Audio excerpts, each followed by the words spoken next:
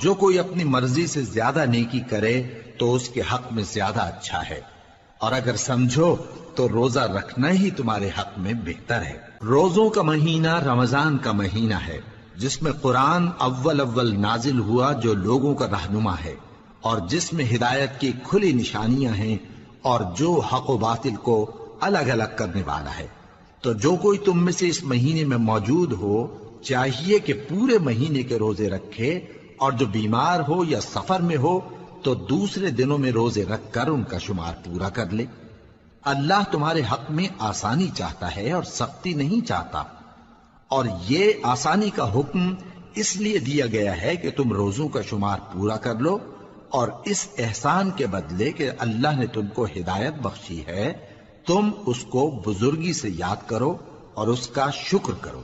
اور اے پیغمبر، جب تم سے میرے بندے میرے بارے میں دریافت کریں تو انہیں معلوم ہو کہ میں تو تمہارے پاس ہی ہوں۔ جب کوئی پکارنے والا مجھے پکارتا ہے تو میں اس کی دعا قبول کرتا ہوں۔ تو ان کو چاہیے کہ میرے حکموں کو مانیں اور مجھ پر ایمان رکھیں تاکہ نیک رستہ پائیں۔ روزوں کی راتوں میں تمہارے لیے اپنی عورتوں کے پاس جانا جائز کر دیا گیا ہے۔ وہ تمہاری پوشاک ہیں اور تم ان کی پوشاک ہو۔ اللہ کو معلوم ہے کہ تم ان کے پاس جانے سے اپنے حق میں خیانت کرتے تھے، سو اس نے تم پر مہربانی کی اور تمہاری حرکات سے درگزر فرمائی۔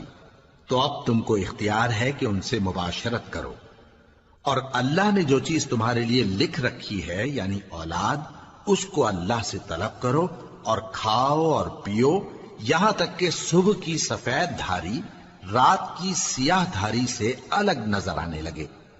پھر روزہ رکھ کر رات تک پورا کرو، اور جب تم مسجدوں میں اعتکاف بیٹھتے ہو تو ان سے مباشرت نہ کرو۔ یہ اللہ کی حدیں ہیں، ان کے پاس نہ جانا۔ اسی طرح اللہ اپنی آیتیں لوگوں کے سمجھانے کے لیے کھول کھول کر بیان فرماتا ہے تاکہ وہ پرہیزگار بنے، اور آپس میں ایک دوسرے کا مال ناحق نہ کھاؤ، اور نہ اس کو رشوتاً حاکموں کے پاس پہنچاؤ تاکہ لوگوں کے مال کا کچھ حصہ ناجائز طور پر کھا جاؤ، اور اسے تم جانتے بھی ہو۔ اے پیغمبر، لوگ تم سے نئے چاند کے بارے میں دریافت کرتے ہیں کہ گھٹتا بڑھتا کیوں ہے۔ کہہ دو کہ وہ لوگوں کے کاموں کی میعادیں اور حج کے وقت معلوم ہونے کا ذریعہ ہے، اور نیکی اس بات میں نہیں کہ احرام کی حالت میں گھروں میں ان کے پچھواڑے کی طرف سے آؤ، بلکہ نیکوکار وہ ہے جو پرہیزگار ہو، اور گھروں میں ان کے دروازوں سے آیا کرو، اور اللہ سے ڈرتے رہو تاکہ کامیاب ہو جاؤ۔ اور جو لوگ تم سے لڑتے ہیں تم بھی اللہ کی راہ میں ان سے لڑو، مگر زیادتی نہ کرنا، کہ اللہ زیادتی کرنے والوں کو دوست